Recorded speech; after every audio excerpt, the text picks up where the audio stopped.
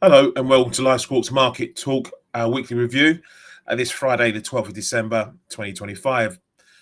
This is where we break down the key stories of the week gone and the implications for the markets. We'll also take a look at the week ahead and try and give you a heads up as to what you should be looking out for. This episode, I'm joined by regular contributors and long-time traders, and both two people from Switzerland.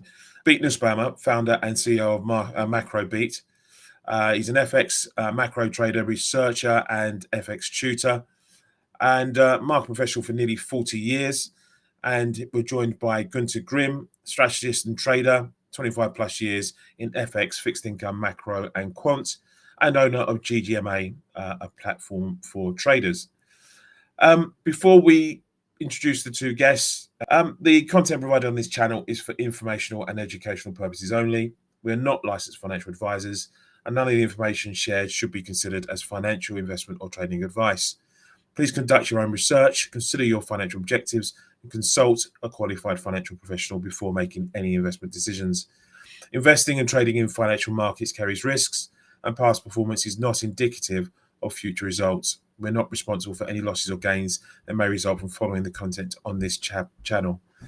And again, we're just about 2 weeks out now from Christmas break, so everything's starting to wind down, and we're starting to really just get congestion in terms of data and central bank events, really, as we come to the end of the year. In this week's edition, we're looking at the week gone, FOMC, UK GDP, the Swiss National Bank rate decision, amongst some other things. I'd like to welcome my two guests then. Beat, how are you doing, my man? Hi, Harry. Very good. Thanks very much, and thanks for having me. Always a pleasure. As usual, a real pleasure to be talking about all that we tried to get through today. It's a passion, so it's yes. You know, it's not a job. And Gunter, how are you? Yes, thank you. Thanks also for having me. I'm very well, thank you.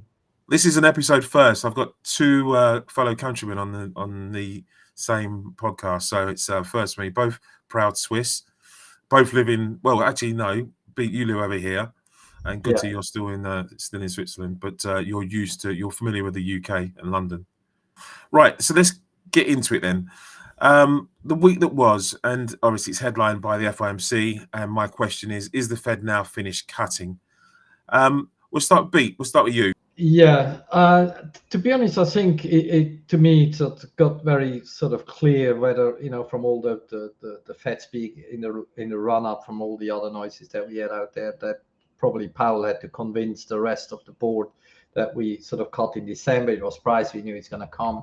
But if he sort of looks through all the noise, it really seems as if, even though the market didn't really go that way just yet, that we might just have a pause, and maybe we're going to have a very long pause. That probably depends more on what we briefly mentioned in the intro before we went live, that maybe the non-farm payrolls on Tuesday might actually be more important than the Federal Reserve, because a very weak number would suddenly, bring the pricing in more cuts for next year. We get probably a dovish Fed chair, which we already know.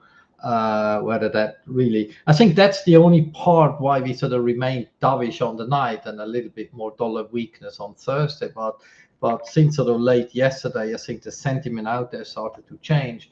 Look at 10-year just back to nearly 420. So you just can't keep yields down right now. So I think the nerves out there is just we might get a bigger pause than the market did expect. So I personally think like we might not see cuts anytime soon, and that maybe there is a small hawk in there despite all this dovish talk from the usual suspects like Bess and Trump and the potential incoming Fed chair. Well, it was just interesting that the reaction, what reaction that you said there was, really. We did see equity markets now, the risk assets, just find a little bit of upside in the immediate aftermath, really, of the event and while Powell was speaking. But yeah, I mean, we had everyone had pegged this as a hawkish cut, really, and it didn't disappoint on that front. But maybe some viewed it as slightly less hawkish, obviously, of quantitative bond purchases or whatever. Like we say, to be honest, I think because the market is so well priced to the last letter of the word, that I think the market was actually a touch worried that it's be a fraction more hawkish. So I think the reaction we've seen is not that it was dovish. It was maybe just not as hawkish on the headlines as some did expect, because it did stress the weakness in job data. And so he did leave a few bits and bobs in there that can be seen a bit dovish. Then it's the usual, which we had before, the QE, which isn't QE. So that probably helped a little bit. But when I look out there right now, I don't see any. That seems to have gone away rather quickly. Yeah, fair enough. Gunther, what are your initial views on what we saw on Wednesday? Well, my initial view was that Powell did sound like he wanted to keep his job, i.e., I really think he was very, very dovish. Sorry, I have to disagree a bit, but so he made a few observations. So first of all, they're still very confident that inflation will come down. He cited a measure like X tariffs, which is already close to 2%, although we don't know how he calculates it. Then he was very downbeat on these labor market numbers, saying that he would subtract 60,000, I think it was, he mentioned, from the official headlines, and that's the true number. Again, we don't know how the Fed calculates it. And then, this QE, I call it QE, although they're buying T-bills, but it will have a ripple effect through the system via the yield curve and other assets. And basically, they're financing the government budget deficits. And Beat mentioned it, the yield curve is steeper, yields are higher, and that's exactly reflected in the yield curve. I said to my clients ahead of the meeting, if they are too dovish, then you will see the yield curve steepening. Let's say 10s, 2s, they were at 56 basis points before the meeting. They're now above 60 basis points as a benchmark. And I think this trend will continue. The dollar was weaker. And so on and so forth. So yeah, I really found them very, very dovish. Okay, interesting stuff. We'll come back to the Fed because obviously we'll take a look at the week ahead in a bit. I want to just turn to today's, as we're recording this on a Friday. We got UK GDP out today, and another disappointing print, negative 0.1% for both the month-over-month and on the 3-month rate. The 3 months up until October. We were looking, I was predicting it in one of my last podcasts that we might see a bit of a bounce back following the reopening of the Jaguar Land Rover factory in Coventry. After that was mothballed for a while due to the cyber attack. It didn't come back. It's not bounced back as hard as we thought. Production wasn't ramped up to the levels pre the cyber attack, it would seem, or at least we're not seeing the effects of that yet in these numbers. Rachel Reeves, the UK Chancellor, has been saying non-stop that she wants to bring growth. She thinks growth's the only way we can really get ourselves out of the trouble that we're in. And yet, since they've been in power over a year now, it's been tepid, and if not, as we've seen recently, on the negative side. Beat, I know you're not particularly upbeat about the UK economy, about the UK at the moment, but do you see any hope in the near term? Where's the growth that Rachel promised? Yeah, I just had to laugh when you started to shift towards me, because everyone who follows me on X will probably have no doubt about my view about the Chancellor and the current government. No, kidding aside, we know she made a real mess about the budget in a run up to it. I think the market, or the businesses as well as consumers, run scared already for multiple weeks, if not months. So that has already had its impact, even away from actually the true. Some of the tax hikes haven't even been seen yet; they're only yet to come. Truth be told, I just feel the same as I have done for a while. You can't tax yourself to grow. I think the budget is terrible. Maybe the best thing she has done, if you want to give her some credit somewhere, if she has lied herself, or let's not call it lied, she has maneuvered herself to a little bit more fiscal headroom, which at least kept the gilt market a little bit on side. But I think the gilt market may have given them the benefit of the doubt. But if these numbers remain as they are, which may well be happening because some people only get hit as of sort of March or April. Businesses might only start to get hit from all the other stuff they introduced, from is the contract side, the minimum wages, blah blah blah blah, the whole sort of thing. I don't want to drag on too much about we're taxing the producers and give it to the non-producers, but on balance, that is something that is happening in the UK economy. The budget was one for her to keep the job, had nothing to do with the growth budget. It isn't a growth budget, and I honestly fear, and this is not just because I don't like what they're doing. I really honestly fear since quite a while that we're starting to damage the UK economy to the point where this is just only really this sort of doom loop that people talk about. I just can't see it. I hope I'm wrong because I live in the UK and it doesn't give me pleasure to say all these things. But I've been core short sterling in 2025, mostly versus euro, because that's the easy way to carry it, because I was also a dollar bear, so you couldn't really play cable.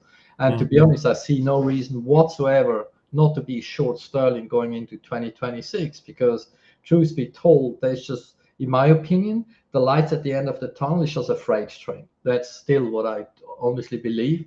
And until that sort of changes, that I actually start to see green shoots. Every time we see green shoots, rates will come for more. And so I just can't see it get any better. Sorry. So I really don't. Gunther, cheer us up. Do you only see green shoots or anything in what from the UK data? Not so much this month, this October data, but generally for the UK momentum. Do you see any light at the end of the tunnel? Well, I guess Beard is quite right. The policies they're enacting are not pro-growth, rather the contrary. But I watch sterling Swiss just out of interest and sometimes trade it a bit. And that has weakened ahead of the budget announcement, and now has a bit rebounded. So has cable, but maybe the dollar weakness story is also part of that. But so we're not making new lows in sterling Swiss. So one also has to look at positioning a bit to see if it's still worth shorting sterling at these levels. So personally, technically actually a bit long, a bit underwater, but there's a bit of carry and looking for a bit higher sterling Swiss. Okay. Just the National Institute of Economic and Social Research, the NISR, in their main points about today's GDP, they said survey data indicates ongoing weakness in November, with businesses reporting that pre-budget uncertainty resulted in delayed investment and weakened consumer sentiment. The upshot is that conditions could improve in December now that the budget has passed. They also go on to say, following the poor start to the quarter, we expect GDP to show no growth in the fourth quarter, underpinned by stagnation in services and falling GDP in production, construction, and agriculture. So not much in the way of good news from there. I mean, we did see a downgrade of 2026 GDP by about 0.5%. We are looking to see that pick up again by the same increment for 2026. But then, as you say, it's been backloaded. In fact, the budget for the UK economy. I'm sure we'll revisit this one because there's a lot more to talk about the UK economy. I'd like to bring someone on who may have some positives, but of all my guests, I'm not just about you guys. Very few people have at the moment, which is a sad indictment, really. Right, moving on then. You guys might know a little thing or two about this. The S&B left rates on hold at zero on, when was it, Thursday? Yesterday, was it? And where do you see the Swiss National Bank at the moment? And is this another one of those they're in wait and see mode? There's no impetus for them to sort of go after anything now. They've got the trade agreement with the US sorted for the time being. I will start this time with you, Gunther. What are your views on the Swiss economy and the sure. S&B? I mean, just minor observations. Heading into the meeting, I think Schlegel said that he expects inflation to rise a bit in the short term, not massively, but to rise. And now they revised their short-term inflation forecast a touch lower. So that's slightly on the dovish side. They reiterated they're willing to intervene, which for me is really surprising, given that Trump is ruling and they have this currency manipulator list. So it's very self-confident, but I take them by the word. So if worse comes to worse, they would intervene, but would really need a sharp move lower, or lower in Euro Swiss, for example, or sharp move lower in dollar Swiss, for them to intervene or to go negative. I think at the moment they're quite happy as things are, and I kind of agree with the market that they're probably on hold. But they will be on hold longer than the ECB, for example, to keep the interest rate spread between Europe where it is probably. If the ECB were to cut rates, but I don't think it's likely at the moment, then they would probably go negative. But so far, so good, I think, from their point of view. Okay, fair enough. And Beat? Yeah, obviously that one is close to my heart. Yeah, to be honest, I think the new regime under Schlegel, when Jordan left, I knew Jordan actually personally. I think there's a bit of new guard in there. I think the Schlegel started off a little bit on the wrong foot. Personally, I think some of his communication was a bit too much for that he should have said to the market. I think it's no secret how much the current team on the S&P hates negative rates. Of course, they then change the wording a little bit. So they now, of course, on the old mantra of, if need be, they would do it. But I think the bar for negative rates is a lot higher than it was. I think it's now just reserved for either external shock, or if we would indeed get a negative CPI, that would be on a prolonged period. The S&P already signaled they tolerate a negative CPI in the short term. Let's not forget they have a 0 to 2% range, so they can be quite flexible on that. Re-interventions, the S&P has been involved just a few weeks ago, down when Euro Swiss was below 92. They're not buying Euro Swiss, they usually buy dollar Swiss in whatever. They just do this in a sort of reserve kind of managing way.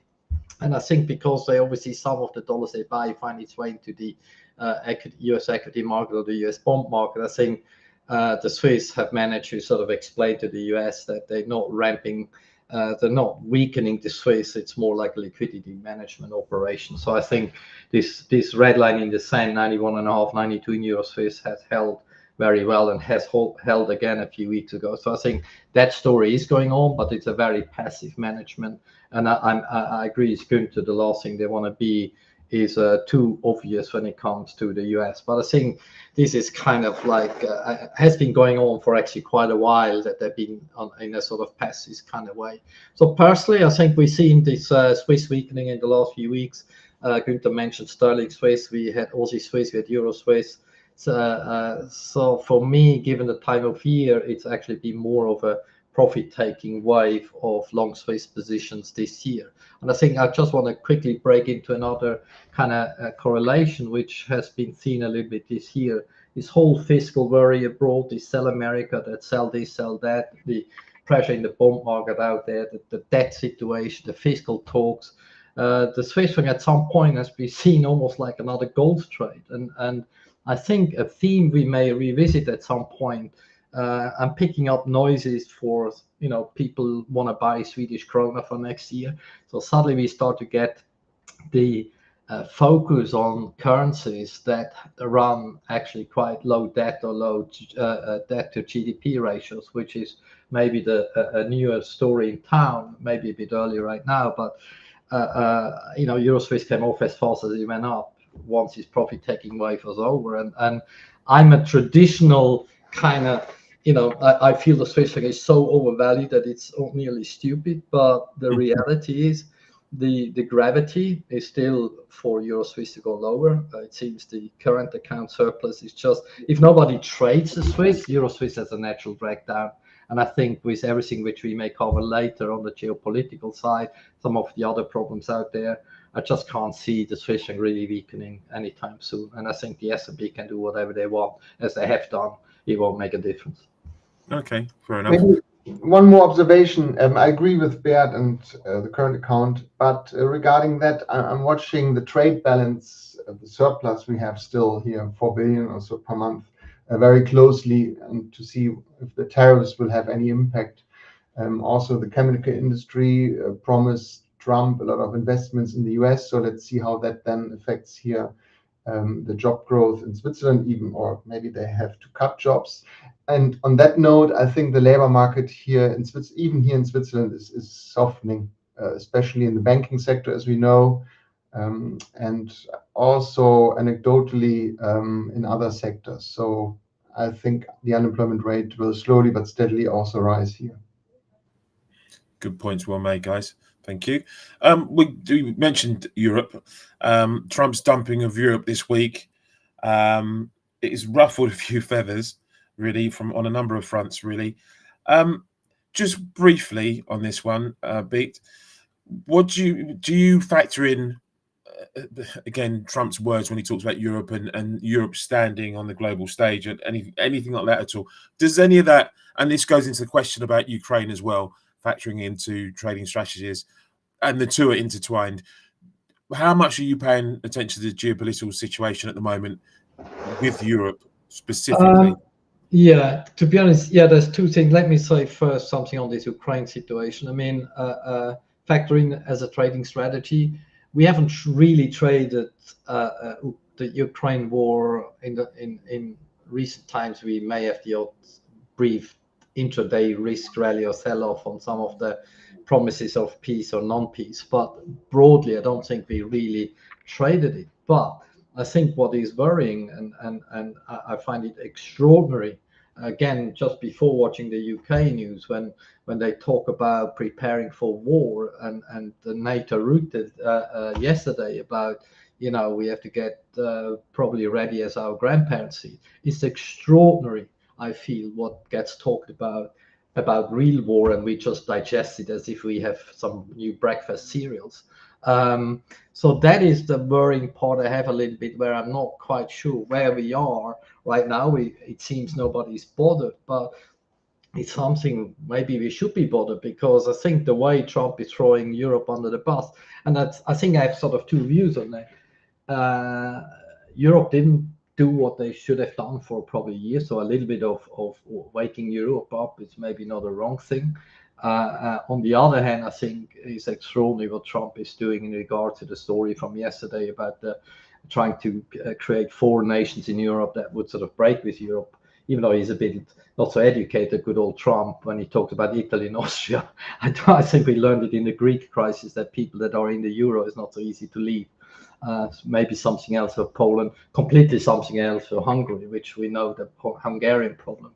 So I'm not sure where this is all lead to. What I don't like is the way we talk about war as if it be like, something so natural to talk about. It hasn't come into the market. I think it has to be looked at if we prepare for 2026, not just that one, but maybe it's something we may talk at a later stage when we talk about Taiwan and so on and so forth. Maybe another reason to have a bit of a core short Euro Swiss just in case, but it worries me. While Trump talks a lot and we discount half what he says, but the trends we are seeing all of 2025, the break with traditions, the break with alliances, the break with suddenly the dollar just being, or money just being, the only driver of diplomacy is something very worrying. It worries me a lot. Not that I already connected to a trade, or I would tell you, oh, I do this or do that out of it. This is more on a personal level, which is something I think we have to look at, because we are traders, we are risk managers, and we have to sort of prepare for some of these black swan events should they happen. So the likelihood is higher than it ever was, probably. That's probably the risk is underweight. Underweight. We're underweight the risks around. Yes, that would probably sum it up. Yes. Yeah. Okay. Gunther, do you have anything to add on that? Yeah, I couldn't agree more with Beat. I'm also surprised that the markets shrug it off as they do, probably saying they don't believe in war. So for me, it's make or break. I'm of the view that Trump really doesn't like the Germans and the French. So therefore, this other idea Beat just mentioned kind of makes sense to me. Therefore, it's really make or break for the Eurozone, especially for Germany in the next couple of years, up to the next general election, because the right-wing AfD party is leading in the polls, close to 30%, I believe. And if this government fails, and it looks like it, unfortunately, in the polls, they're not doing well, then all bets are off. And so they really have to do something. It's, of course, also a bit binary. I'm more skeptical regarding a potential peace deal with the Ukraine and Russia. I think they are too far apart. How do you want to square the circle? So for Europe, it means either convince the Ukrainians to give up the Donbas, as it looks like, or keep on fighting, but then without the US. And then we are also, I think, talking about boots on the ground in Ukraine from core countries in the Eurozone. I don't know how likely this is. So, but I think those are the decisions which need to be made in the future. So yeah, I keep a close eye on it, and yeah, it's a dangerous situation. On the other hand, should there be a peace deal, then I think it's very positive for the euro, because you see a lot of reconstruction going on. I would expect real yields to go up in Germany, especially, and in the Eurozone in general. And that should be then really good for Euro-Swiss. Okay. But how likely that is, I don't know. All I will say is, when it comes to diplomacy, and the brinksmanship is one of the things that is prevalent in all this. So, taking it to the very edge and then pulling back, you've seen many a time, I think, in history. And it's just, in my opinion, it's one of those games on a geopolitical level people play in order to get what they want and what they think they can get in that respect. But yeah, I'm with you both there. It's never nice. It's not tangible, and we're a generation now apart from our grandparents that have been through this and seen it all before, and so yeah, I think we're a bit blinded by that as well. That we're a generation back, at least 2 generations back, I suggest, for understanding in reality what war means on a wide scale. But let's hope that we don't get there. Looking at the week ahead, then, and we'll start with the interest rate decisions. We've got the ECB rate decision on Thursday. Again, that last one of the year. Gunter, what are your views on the ECB? Or is it? I mean, we don't have to labour this, because I think you both mentioned it before, that ECB in Europe is on a fairly moribund course at the moment, where we're not likely to see any kind of movement out of the central bank. So, what is Lagarde going to communicate? What is it? What message can she send, Gunter? I think they are on hold for now, but it's interesting to see that we had some hawkish comments, especially from Schnabel. She's a natural hawk, to be fair. She's from the Bundesbank. I was going to say, surprise. Exactly, you have to be a hawk as a German Bundesbanker. And then there was a story that she actually said she might be interested in Lagarde's job. So that would be something like a small hawkish tilt for the ECB. A welcome one, I think. But yeah, clearly on hold. And then the Doves and the Hawks battle it out. Yeah, growth is maybe improving a bit. Inflation, yeah, going sideways. So yeah, on hold, I'd say. But yeah. Yeah, to be honest, I fully agree. I think it's one of these meetings where she will probably more celebrate Christmas than anything else. So I don't really think it's a big event. When it comes to succession, I wouldn't actually mind having Schnabel instead of Lagarde. This is maybe less a vote for Schnabel, not that I have something against her. It's probably more a vote against Lagarde.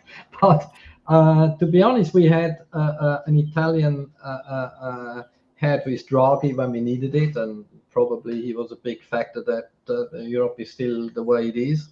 And maybe it comes a period now where we need a little bit of the hope that the German side back in the ECB, because I think the next few years might be a lot about credibility, and I think maybe we just need a little bit that side. But as a meeting next week, I think it's more or less a non-event. There's no point for her to lean too much one way or another, because you don't need to rock the boat. I think we know they're on a pause. It's probably a longer pause. And the odd hawk will make exactly the comment Schnabel did, and that's okay. So the other people speak about disinflation, and so we're going to be here for a while, and I don't think it's a story at all. what I would kick back, I think Germany, especially in the Bundesbank, have had an outsized influence on policy ever since I've been covering the ECB in any way, shape, or form since the early days, I guess. So, even the Trichet days, he leant more towards the Germans, if my memory serves you right, or the Bundesbank's way of thinking than not. I know that you mentioned the Draghi years, but again, there were exceptional circumstances at the time for that as well. But I do generally think there's been an outsized appreciation of what the Bundesbank has to say when it comes to policy. Would you disagree with that then, you guys? Would you disagree with that then, that they've had a diminished, Yeah, to be honest, the German case is an interesting one, and don't want to jump on Günther. But we see. I'll just make a very simple example. We used to be all over ZEW and IFO, and these days no one cares. Why? Because Germany is not top number one. It's sort of bottom on the European queue, which is quite surprising, or maybe not. So I think Günther sort of mentioned some elements earlier on the political side. I think Germany is in a very sort of precarious kind of place, and it's almost like a make or break for Germany, and indirectly can argue for Europe. But funny enough, in the same time, we had some of the Eastern Europeans, especially Poland, starting to sort of fill in. We have like Spain that's been doing a bit better. So the whole mix got a bit different. But in terms of policy, I'm unsure about the influence or not influence from Germany, to be honest. I didn't actually think too much about it as well. I'll be very honest with you. It's not something that did strike me to think about, because we had so many, as you pointed out. We had the Draghi years with the Greek crisis. We had the recent few years post-COVID. So there was so much other stuff going on that we always had an excuse for leaning either way of the framework. So I don't have a very strong feeling about this right now, to be honest. We did hear from Lagarde this week, who talked about potentially upgrading growth looking forward. So, she seems to be a bit more upbeat on the outlook for the Eurozone economy as a whole. She said, was it that she expected the ECB is likely to upgrade its growth forecast in the upcoming December policy projection exercise? And she noted that earlier concerns, trade tensions, external headwinds have not materially derailed activity, and solid domestic demand and employment data support a healthier outlook. Günther, I know, as I said, nothing's expected from next week's meeting, but did you see anything in the messaging that she may give to, give something to hang our hats on in terms of being able to trade around it? Well, it's notable that the stir curve now prices in, I think, a small chance of a rate hike, and maybe the ECB is not unhappy about that. So, and this growth upgrade forecast goes into that direction. So I don't think the ECB will protest against that. And also, I don't think the euro is a problem. So euro going higher, that it derails growth or so for now, unless it goes too fast, too high. But at the moment, I think they're quite happy. It's a sign of confidence that the euro goes up for them, I think. Yeah, okay. That's how they see it. Good stuff. Right, let's move on to the US again, and we're looking at US non-farm payrolls for October, November due out next week. Again, I wouldn't say stale data, and we need it. We need to understand where the UK labour market is at the moment, amongst other bits and pieces of data. So, how will you front up next week's NFP, Günther? What are you looking for, or what would you see as something that's worth jumping on as a trade, or are you? And I'll go into the psyche of winding down towards year end and how you look after your book going into the end of the year. But just on NFPs, are they an event for you next week? I would suggest to take the day off. Joking aside, I mean, how can you trust these numbers? They will probably not be complete. They're noisy anyway. If I could say anything, I guess the market heading into these numbers is probably more on the bearish side. So the market is probably expecting weaker numbers, looking at the ADP, which I think is a terrible indicator. I can't even believe that we are now watching ADP knowing that it hasn't had any predictive power, hardly any predictive power for the NFP numbers, or looking at other indicators which people now talk about. So to be honest, it's more like Russian roulette. Also, if I were to know these numbers in advance, I couldn't even tell you what the market direction will be afterwards. Payrolls is always a terrible day. So I really can't tell you how I will trade them. I look at the numbers, look at the market direction, and then make up my mind in that very moment. No, fair enough. Pete? But I have to say one Absolutely. thing. There are tentative signs maybe that the job market, and I've put a few charts together, but I can briefly talk about them, is maybe stabilizing. So the JOLTS report, although not the best of all labor market indicators, but at least something popped up a bit, which was a surprise, although the quits rate went down. That's something which is interesting for the inflation outlook short term. That means lower wages, probably lower service inflation. But if now the job market were to turn more towards a positive outcome, that would be the big surprise, given that the central bank talks about weakness in the labor market and so on and so forth.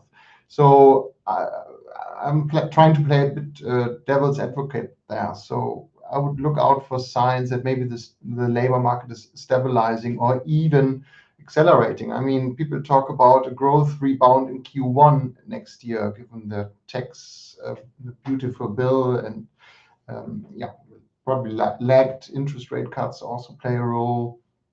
And the stock market is close to all-time highs. It's also a decent leading indicator for growth. You have earnings growth, which is very strong, and there's a huge gap between earnings growth and these JOLTS job openings. And the question is, who's right? Is the job market right, and these earnings will come down because people are unemployed and won't buy anything anymore? Or will maybe CEOs feel more confident, hold on to labor, and then maybe rehire or hire more in a potential upswing we could see in Q1? So I would be very careful there. Here you show the jobless claims report. That was also interesting, although the headline popped higher. The continuing claims dropped quite a bit, and the latter is being cited by many market economists as a sign that if people get unemployed, then they stay out of work for longer. Now this number has fallen quite a bit, so maybe something is afoot here. I would also look at consumer confidence, especially present conditions. They correlate very nicely with labor market conditions at times, and that could be also something to watch out for. Good stuff. Okay. Finally, then, flash PMIs. Then I know we look at the European ones. Do you, Beat? On NFP, do you have any? How would you trade around next week's jobs data? Yeah, there have been elements I agree is going to, elements I do not. I definitely agree ADP is the joke what we do there, but it is what it is. I think the market is so clueless and so starved of data that they're just happy to jump on everything on a day-to-day basis, which has absolutely no relevance on the macro side, but just more on the micro day-to-day stuff. The event as such next week, even though I agree with the noise, I agree with doubt whether the data is real or not real, but the reality as a trader and as a risk taker is I have to take the data at face value, whether I believe it or not. I think the market implication is quite clear, and that's why I mentioned earlier, I think it's probably more important than the Fed, at least for the near-term direction, what people will take away from it. I agree with Günther that the tricky part would be a stronger data where the market started to lean towards, inflation is the problem, weakening job market, so the Fed continues to cut. And suddenly you get like the job market stabilizing or even start to look better, and suddenly you have a real problem out there. And that would be probably shaking the market quite a bit, especially if you look at what's happening at the long end in fixed income. On the flip side, the market is so craving direction that I think if we were to really get a very weak number, the market would just be more than happy to just run with it, start to pricing cuts, and then whatever we start to price them out in early 2026. But I think sometimes we also have to appreciate what the market really wants, because the market wants a story, and the market doesn't mind to jump on the bandwagon of a story if it means we get like at least a move that lasts a few weeks rather than just a day or two. So in that sense, I think it's very binary, very important to see. I think it definitely, of course, means that is how we're going to trade the rest of the week, but it might all, the year, but it might also be how we start the next year in at least on the FX side, on the dollar side. I think the dollar needs, for the dollar to continue to go lower right now, I think it needs a very weak payroll. If you get a stronger one, I think this whole idea about the Fed pause, about no cuts, about this and that is going to get real traction. And so I think it's, for me, it's more important than just noise. Even though I agree, I'm probably not going to take crazy risk anymore into year end, but I think I will definitely take the data serious either way, and expect from the data that the next few weeks, maybe even 1 or 2 months, that is the direction of travel. So that's what I really feel is very, very important. Okay, awesome. Just to finish, we're rounding up now. We're going over time, but it would be too interesting for me to want to stop this. So we've got a week and a half really of the trading year left. Markets generally die a death after the last significant bit of data, which will probably be non-farm payroll next week anyway. That's the 19th, is the end of next week. What are you doing now to manage your book? How are you actively making sure that you're de-risking, in the sense that you know any shocks that come, you're not going to be caught the wrong way? How do you deal with that? To be honest, that's a sweet thing if you just trade FX, right? It's very liquid, it's very simple. I don't think that if you start to reduce core risk into year end, that you miss anything for start of the new year. So the only thing I do is I just drive risk down generally. I try to little bit. We forgot one central bank, by the way, Harry. Just remember, Bank of Japan. You know, so I was just about to say my main focus next week is non-farm payrolls and Bank of Japan. And I go, oh yeah, it's not on the list. I was looking for that. I didn't see it, and that's on on me. So I think if I may just quickly in focus and positioning terms. So for me, the end of the year is once BOJ is out of the way. I will drive down some of the risk associated with Bank of Japan and some of the other stuff that is still coming out. I have a very strong view at some point 2026 for the yen, which may not be the correct view in the very short term. But I think the most interesting story for me personally, which the market has the least clue, because most people, no disrespect to listeners, but a lot of the people are from the 2008 generation, maybe lacking a little bit of the 1990s. I think Japan is the ultimate story in every sense of the word for the next several years to come, because what's happening there is of such significance to the global market that I think that story is so big that I think the market is not seeing it yet. I know it sounds a bit stupid, but no, it's a great cliffhanger. I think stay tuned for the next episode.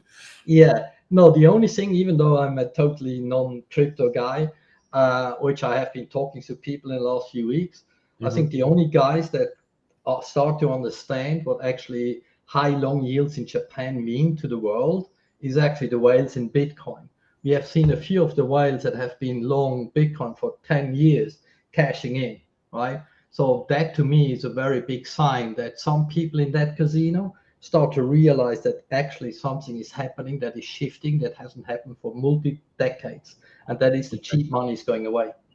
And that is something that should worry policymakers across the world, right? Because at some point, good old GPIF and good old life insurance in Japan will say goodbye to foreign bonds, whether voluntarily or if the MOF suggests them to buy JGBs. That has to be seen. The yen funding trade comes to an end in that sense, not maybe from this side of the world, but maybe the outflow of yen on the other side. I think the repatriation story could be the biggest story of the next 1 or 2 years. So that's why I suggest to people, do your homework. If you know about the 90s and the late 80s, study it, because there be something out there that could actually be happening that shifts the needle on many things quite dramatically. And sorry to go on about it, but this is the biggest thing that I focus for 2026, and probably we have to look at that for probably a multi-year period, because that is probably going to be a very big shift, what may or may not come out of Japan. You're now on record, so everyone, yeah. We've marked it. I've been writing about it for. Yeah, I've been writing about this for weeks on end. I'm happy to be on the record for that. The next big topic for the next few years is the word repatriation, not funding trades. So the funding trade that greased leverage for the last few decades might come to an end. So yeah, a timestamped 1500 GMT on the 12th of December. You heard it here. You heard it here. Well, not first, but you heard it here, guys. Just before we bring you in and close out the episode, there was a piece from Nikkei Asia. Bank of Japan set for first rate hike in 11 months. Anyone who follows this closely knows that we get these stories out of the regional domestic news agencies that they're not always right. But this one says Bank of Japan is moving to raise its policy rates December the 18th, 19th monetary policy meeting with a 25 basis point increase from 0.5% to 0.75, emerging as the leading option, according to the Nikkei has learned. That will lead to a level not seen since 1995. Apparently, Governor Ueda and his executive team have signaled they intend to submit the rate hike motion. Now, again, we've been here before with these sort of stories, and they've not really panned out. Japan are the procrastinators, the Bank of Japan, and the great procrastinators when it comes to shifting monetary policy. So much at stake, I guess. But so bear with me. Bear in mind, this story is doing the rounds, but it's not the first time we've had this story, and it's not the first time it hasn't happened. So, Gunther, just to round us off today, then your views on really how to manage your books, really, and on the Bank of Japan, if you have anything to say on the BOJ and the yen. So I trade all asset classes, but more top down, so fixed income, currencies, and stocks. And at the moment, I like cyclical stocks. I like commodities, and that's also reflected in my currency portfolio. So the Aussie, I'm a long-term bull, for example. But then I have some hedges on in case Beat is right, and I have a lot of sympathy with that view that the yen finally rallies whenever that day comes. I mean, it's painful to watch the BOJ quibbling about 25 basis points. They should be hiking much faster, but of course they got burned the last time, and then the bubble burst, and still took 10 or 15 years to get out of this hole. So that's why they're super cautious. But yeah, the fight for capital, I agree with Beat. Maybe that's also the reason why Besant or the US has introduced these stable coins to keep demand up for treasury bills via these stable coins. And it's not a surprise for me that you see the steepening of yield curves globally. It's not just Japan, maybe that's also part of the reason, fair point. But the root cause, in my view, is fiscal deficits as far as the eye can see. And that won't change, in my view, anytime soon. So as long as that persists, and if then you have a central bank which is very cautious and behind the curve, then you see steeper yield curves. And that's reflationary. We haven't talked about China. They're also in a hole, so I guess they will also be more on the easy side. And that's reflected in gold prices, in commodity prices, copper, for example. Copper has its own story, but still. And I'm watching that very closely. Okay, excellent. There's plenty of interesting points. Again, we've run way over time on this one, but I think it was worthwhile. But I want to wrap it up now and say thank you to my two guests, Beat Nussbaumer. Thank you very much, Harry, for having me. Yeah, it was interesting, and I think we had so big topics to talk about. We could go on and on and on, I guess. But really enjoyed it. Thank you very much for having me. Awesome. You can find Beat at Macro Beat, FX Macro Trader Research, and FX Tutor. You can find him on his site there. And also, thank you to Gunther. Gunther, thank you very much. No, thank you, Harry. Also for Gunther, your great service. Thanks. Oh, no, thank you. Gunther Grimm, strategist and trader in FX, fixed income, macro, and quant, and owner of GGMA, a trader platform that's launching in the very near future. So thank you to you both. And anyone who've missed the start of today's episode, you can find us on YouTube and X, some of the social media sites, but also if you go to where you find your podcasts there, whether that be Apple Music, Spotify, or Amazon Music, you'll find us there as well. So go back and have a listen. A really interesting episode today, and I'm really grateful to my two guests. Thank you, everyone. Have a great weekend. We'll see you next week, and there's still plenty of trading to go before the year's out. Have a good one. Bye-bye. Thank you. Bye, everyone. Bye-bye, everyone. Good luck.